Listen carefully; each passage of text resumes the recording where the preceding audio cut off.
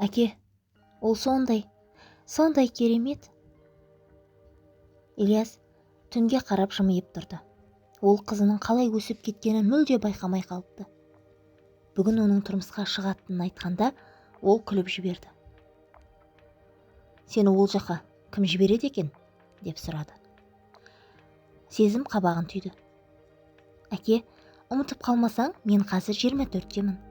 Әрі өз алдыма дербес қызбын. Айтпақшы 2 жылдан бері жұмыс істеп жүрмін. Сол сәтте оның жүзіндегі күлкі жоғалып кетті. Қалай? Демек оның кішкентай қызы енді мүлде өскен. Енді ол оның қызы емес, біреудің жары болады. Ол қандай екен? Ильястың көңілі жабырқады. Әрине, ол қызын ешқашан өзінен жібергісі келмейтін. Қызы оған өте қымбат еді. Өйткені оны жөргегінен бастап өзі өсірді. Сезім оның босану кезінде қайтыс болған сүйікті жарына қатты ұқсайтын. Одан бөлек ол жай ғана тамаша, мейірімді, ақылды және оны тек қана жақсы қызы болатын. Бірақ ер адам шындықты жақсы түсінді. Өмірде бәрі олай болып бермейді. Балалар өседі, тұрмысқа шығады да ата-анасына тек анда-санда ғана келеді. Әкешім, ол ең жақсы. Мен де солай ойлағанмын. Ендеше бізді қашан таныстырасың? Әке, осы демалыста оны кешкі асқа шақырсақ қайтеді? Келістік. Керемет кешкі ас жасайық. Айбат Ильясқа ұнамады. Жоқ өзі. Бойы ұзын, сымбатты жас жігіт екен. Ал бірақ көзқарасы біртүрлі, тынымсыз, сырғып тұрғандай сенімсіз. Ильяс онымен бір тақырыпты да, екінші тақырыпты да сөйлесуге тырысты. Бірақ кейбір әңгімелер жас жігітті мүлде қызықтырмайтынын байқалды. Оны қызықтырғаны қолда ілулі тұрған мынандай сурет қанша тұруы мүмкін екені, немесе терезенің астында тұрған жол талғамайтын көліктің бағасы. Бәрін әзіл сияқты үстірт сұрағанымен, Ильястың ішінде бұл қатты батқаны анық. Сезім жігітке ғашық жанарымен қарап отырды. Ал жігіттің сезімге қараған көзінен Ильяс ешқандай ерекше сезімді байқамады. Мүмкін ол қызының тұрмысқа шыққанын қаламайтындықтан ғана әр нәрсеге шүйлігіп отырған шығар. Күйеу жігіт кеткен соң, сезім әкесінің қарсы алдында отырды. Әке, ол саған ұнамады. Ильяс күрсінді. Бір кездері олар қызымен салтанатты түрде ешқашан бір-бірін алдамаймыз деп өте берген еді. Түсінесің бе? Я ұнамады. Бірақ сен көңіліңді түсірме. Бұл сірә менің әкем екеніңнен шығар. Саған тек ең жақсысын ғана қалаймын. Және сені жібергім келмейді. Сезім оны құшақтады. Бірақ сен қарсы болмайсың ғой? Жоқ. Мен Айбатты қабылдап, онымен дос болуға тырысамын. Біз әкелер сондаймыз. Ол ұзақ уақыт ұйықтай алмады. Аунақшып, дөңбекшіп жатты. Сосын орнынан тұрды. Нөмір теріп сыбырлай сөйледі. Болат, сәлем. Ұйқыңды бөлдің бе? Әрине бөлдің. Мен отбасылы адаммын ғой. Сағат 2 болып қалды. Рас па? Кешір, уақытқа қарамаппын. Онда таңертең сөйлесеміз бе? Айта бер. Бекер ояттым дейсің бе? Болмашы нәрсе үшін түнде қоңырау шалмайтының анық. Айта бер, мен ас үйге өтіп алдым. Болат, мәселе мынада. Сезім тұрмысқа шыққалы жатыр. Ой, солай ма? Ал ол неше жаста еді? Өзі кішкентай емес пе? Кішкентай әрине, титтей ғана, 24-те. Тұтқаның ар жағынан біреу мысқылдай күліп жіберді. Иә, ол менің диасымнан бар жоғы 2 жасқа ғана кіші ғой. Сен сонда түн ортасында мені тойға шақыру үшін қоңырау шалдың ба? Жоқ, олай емес. Түсінесің ба, Болат? Бір нәрсе мені мазалап жүр. Маған бұл жігіт ұнамады. Сырғыма, сенімсіз, өзгелерге ұқсамайды. Әбден мүмкін бұл тек әкелік сезім шығар, бірақ мүмкін олай емес те. Мен сені қанша жылдан бері білемін. Саған ешқашан ештеңе жайдан жай елестемейтін. Қаласаң, менің жігіттерім оны сырттай бақыласын ба? Иә, бірақ өте абайлап, білдірмей. Сезім ештеңе сезбесін. Жасаймын, Ильяс, уайымдама.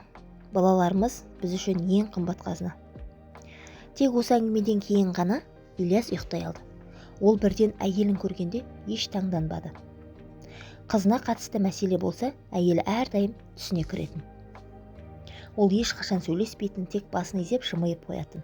Кейде қабағын да түйетін. Ал бүгін мүлде үнсіз еді. Кетерінде сыбырлап қана айтты. Ол өзі түсінуі керек, әйтпесе сені кешірмейді. Ильяс көзін жасқа толтырып оянды. Ол қызына Айбатпен кездесуге тыйым салмайды. Қолынан келгені қызының, егер ол шынымен жаман адам болса, оның өзіне лайық емес екенін өзі түсінуге жағдай жасау. Әке, тезірек таңғы ас іш, мен кешігіп барамын, деп Сезім бөлмесінен бас сұқты. Бір қолдың тіс ысқыш, екінші қолында кофе толы кесе. Қазір барамын, деді Ильяс. Ол ас үйге өтті. Онда оны бір кесе кофе мен қуырылған жұмыртқа күтіп тұр екен. Ол ауыр күрсінді. Жақында бұл ас үйде таңертең жалғыз өзі отыратын күндер басталатынын сезді. Сезім әбігерге толы асығыс еді. Бүгін жұмысқа шақырылғанын айтып берді. Ол белгілі журналда фотограф болып жұмыс істейтін. Әрі айта кететін болсақ, өте жақсы адам еді. Таңертең бүкіл өмірін айтып беретін әдеті Сезімде бала кезінен қалыптасқан болатын. Ильяс сол кезде де күлетін, өйткені ол бәрін айтып үлгермей қалудан қатты қорқатын. Айбатты ол одан кейін көрмеген. Кешкі уақытта машинаның қақпаның алдында тоқтағанын көрген. Сезім өз көлігімен мүлде жүрмейтін болды. Бәлкім Айбат оны әрқашан өзі тасып жүретін сияқты. Жаман ештеңе жоқ сияқты, бірақ Ильясқа бұл жігіт қызына бақылауды жоғалтудан қорқып жүргендей көрінді. Бірнеше күннен кейін досы телефон шалды. Сәлем, сен орындадың ба? Бір стақан кофе әкелейін. Иә, кел. Көргеніме қуаныштымын. Ильяспен олар әлде қашан бірге қызмет еткен еді. Бірге қызмет етіп, жылдар бойы жақсы қарым-қатынас сақтаған. Соңғы жылдары сирек кездескенімен әрдайым мерекелерді бір-бірін құттықтап тұратын. Олар құшақтасты. Ендеше айт, деді Ильяс. Менің түсінімше бәрі оңай болмай тұр. Өзі келіп отыр ғой. Досы кеудесін қақты. Мен әрдайым айтам ғой, сенің интуицияңа сенуге болады деп. Жарайды, тағы да дұрыс шықтың. Бұл Айбат деген жігіт оңай емес екен. Ең әуелі жақында ғана фамилиясын өзгерткен. Атасының фамилиясын алған. О неге? Менің ойымша өзіне қатысты тергеу болатынын білген. Көресің бе, фамилия әр жерде өзгерсе уақыт өтеді. Мүмкін ешкім бірден оның некеде болғанын, кредиттер мен сот жазбасы бар екенін, әрі өте әйел адамға қызық жігіт екенін білмейді. Тіпті қазірде де оған бір қыз бар, сол қызбен көңіл көтеріп жүр. Жоқ, мұндай бола алмайды. Бола алады, досым. Әлі қалай болатынын көресің. Сезім сенің қызың нәзік қарапайым. Ондай ой басына кірмейді. Сонымен қатар ол қазір үйленуге де дайындалып жатыр. Сен мұны біл, мен бір нәрсе айтайын. Сен әкелдім, қызыңмен сөйлесіп көр. Оны осы затты орнатуға көндіріп көр. Мысалы, олың көлігінде, сол арқылы өз келіншегінің жігіті туралы өте көп нәрсені білетін болады. Ильяс демалды. Қызы тыңдар болса жақсы болар еді, бірақ Сезім тым мінезді деп ойлады. Досы жалғады. Сенікі сияқты мінезі бар. Олар тағы біраз отырды да құшақтасты. Досы, Ильяс, ол шынымен де жақсы адам емес. Сондықтан тырысу керек. Тырысамын. Қызым маған қымбат. Айтпақшы, оны не үшін соттаған? Қарттарды алдау арқылы жасалған алаяқтық. Міне пәленің өзі. Ильяс кешке дейін ойлады, бірақ ештеңе ойлап таба алмады. осы тақырыпты қалай бастау керек екенін түсіне алмай отырды. Кімнен кеңес сұраса болатынын білмеді. Басқалардың олардың мәселелеріне хабардар болғанын қаламады. Ильяс әйелі портретінің алдында тұрды. Сезім әлі келген жоқ. Ендеше мен не істеуім керек? Қалай көндірсем болады? Портрет үнсіз қалды. Қабақтағы есік шыңылдады. Әкешім, мен келдім. Сәлем қызым. Бүгін мен мейрамханаға барып алып келдім. Дәмді кешкі ас па? Бізде мереке бар ма? Қойшы, сонда бір өз асқазанымызға бір еркелете алмаймыз ба? Олар көңілді әңгімелесіп, бала кезден түрлі естеліктерді еске алды. Сезім, мен сенімен сөйлескім келеді. Қызы бірден ширығып қалды. Күйеу жігітім туралы ма? Бәрібір ол саған ұнамаған екен ғой. Сезім, өтінемін, ренжіме, жарай ма? Бірақ мен адамдардан көбіне қателеспейтінімді білесің ғой. Дәл осы қасиет маған осындай жағдайға жетуге көмектесті. Әке, тек бастамаш, ол менімен ақша үшін бірге деп. Ильяс мысқылдай күлді. Айтайын дегенім, мен оның сені шын махаббатпен сүйетініне онша сене бермеймін. Өйткені біз оны тым аз білеміз. Балалық шағында, жастық шағында білмейміз.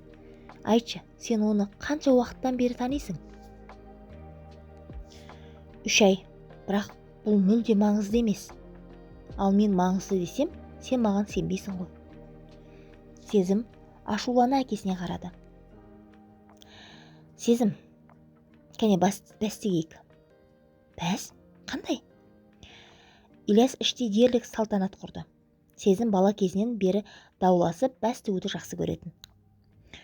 Мынадай келісім, егер мен қателессем, сенің айбатыңның ойы таза болса, мен оны өзіме жұмысқа аламын. Тіпті мансап сатысының ең жоғарысына дейін көтеремін. Үйретемін, тәрбиелеймін.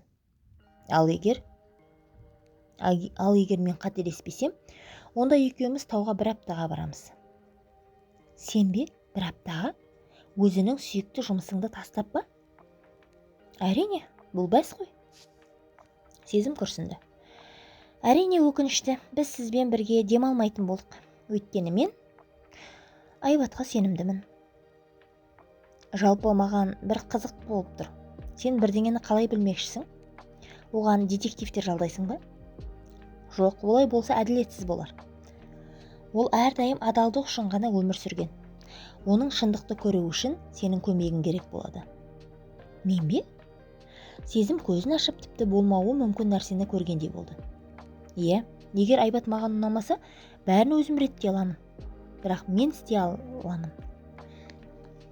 Жоқ, мен жақсы бір әдіс ойладым. Қандай? Ильяс кішкентай тіпті микроскопиялық камера алып шықты. Оны досы әкеліп беріпті. Жоқ, мен мұны жасамаймын. Сезім тіпті аяғымен таптағандай болды. Ол секіріп бөлмеде ары-бері жүріп өтті. Ильяс күтіп тұрды. Ол өзінің қызының мінезін жақсы білетін. Бірнеше минуттан кейін асып, ызаға берілетінін сезген. Сезім, ал басшы. Не дейсің? Маған дәлелдеме, мен қателескенімді? Ильяс оған сыбырлы қарап тұрды.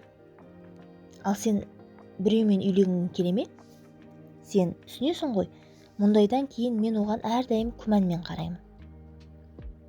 Сезім тұрып қалды. Әке, бұл әділетсіз ғой. Әділетті. Сен менің бірегейімсің. Мен тек саған бақыт тілеймін, түсінесің бе? Сен менде ең бастысың. Сезім жайлап қасына отырды, қолын ұстады. Жарайды әкешім, түсіндім. Сенен басқа жолмен келісе алмаймыз. Бірақ уәдеңді ұмытпадың ғой, Әрине, ендеше осы затты қойда, не істеу керегін көрсетті. Сезім 2 күн бойы еш қайда шықпады. Айбат аурумын деп жалған айтты, келуге міндетті емес деді. Ал оны жұқтырғысы келмеді. Ол кешкісін қоңырау шалып, жағдайын сұрады да сонымен шектелді. 3-ші күні ол Айбаттан жұмысқа келіп, үйіне апарып салуды өтінді. Көлікке отырғым келмейді. Симптомдар жоқ сияқты, бірақ әлсіздік бар. Жарайды сүйіктім. Сезім күлімсіреді. Оның өкініп ренжуі бекер еді. Қыз кешті аңсады. Неге ол әкесінің осы камераны не істеу керегін сұрамады екен? Фотограф болғанымен мұндай қызықты нәрселерді әлі көрмеген. Әкесі нағыз тыңшы сияқты. Ильяс камераны ноутбукке қосып қойды. Ендеше қараймыз ба? Әрине. Айбат үйде сирек болатын. Ол жиі қайда болса да кетіп жүретін және үнемі телефонмен сөйлесіп тұратын. Олар жылдамдатылған жазбаны қарап отырды. Бірақ бір әңгімеде Ильяс тоқтап қалды. Кәусар, мен сені аяймын. Біздің қатынасымыз таза бизнес емес. Сен түсінесің ғой, мен ақшаға қатты құмармын. Ал қыздың ақшасы көп, әкесінде болса, бұл маңызды емес сияқты. Ол қызды қатты жақсы көреді, бәрін беруге дайын. Бізде ештеңе жоқ. Ол қорқынышты ғой. Сен менің патшайымсың. Айбат күлді. Шық, мен сенің аулаңа келіп тұрмын. Ол телефонын тастап біраз отырды да бір әуенді шырқады. Содан кейін жолаушы есік ашылды да жарқын сары шашты бойжеткен орындыққа түсті. Оның дене бітімі ересектерге арналған фильмдегі қыздарға ұқсас. Макияжы да сәйкес. Ильяс қызына бұрылды. Ол экранға көзін қимай қарап отырды. Тек үлкен жас тамшылары беттен ағып жатты. Ильяс ноутбукты жапты. Сезім бірден әкесінің кеудесіне басын тығып, кейін жылап жіберді. Ол оны арқасынан сипалап, үнсіз отырды. Көп жас бар кезде тыныштандыруға тырыспау керек еді. Олар ұзақ уақыт қараңғыда отырды. Ал Ильяс қызының қандай анасы болғанын және оны қаншалықты жақсы көргенін айтып берді. Махаббаттан күшті сезім болмайды деп ойлағанды айтты. Бірақ кейін ұйықтап қалды. Әкенің махаббаты сондай болады екен. Сезім, барып ұйықта, таңертең бәрі басқаша болады, деді ол. Сезім бағынышынша түнде басын изеді. Қанша шаршадым. Сезім тырыс. Қыз төсекте секіріп оянды. Ол ұзақшылап ұйықтай алмай жүрді. Ал таңға жақын бірден терең ұйқыға кетті. Әке, не болды? Неге мұңайдың? Бізде 3 сағаттан кейін ұшақ. Шаңғы тебуге барамыз. Сезім бірнеше секунд оған қарап тұрып, кейін құшақтап алды. Айтпақшы, бізбен бірге Болат ағай да келеді. Әйелі мен ұлы. О, керемет, үлкен компаниямен көңілді болады. Секір, оның қызы да бар. Қызы мен ұлы, бірақ ол үнемі қызметте болды. Сен оны бала кезінде небәрі бірнеше рет көргенсің. Рауан ғой, дұрыс айтасың. Демалыс ұмтылмас болды. Әрине басында Айбат қоңыраумен мазалап қойды. Рауан шыдай алмай телефонын Сезімнен алды. Мені мұқият тыңда. Сезімге тағы бір қоңырау шалсаң, тауып мойныңды сындырамын. Есіңде сақта. Жақсылап сақта. Мен әрдайым уәдемді орындаймын. Рауан телефонын Сезімге қайтарды. Кешір, шыдай алмадым. Сезім оған таңданысқа толы көздермен қарады. Ильяс досына көз қиығымен ишара жасап, олар үнсіз кетіп қалды. Енді неге кедергі жасайсың, деді Ильяс. Мәселе сәтімен шешілуі мүмкін. Ең бастысы, Рауан бізді шындыққа да өтірікке де көндіріп, осында келуге көндіргенімізді айтпау. Жай ғана демалу үшін ғой. 1 жылдан кейін олар керемет курортта тойын өткізді. Әңгіме ұнаған болса, арнама тіркеліп, лүпіл басып кетеміз. Тыңдағандарыңыз үшін рахмет.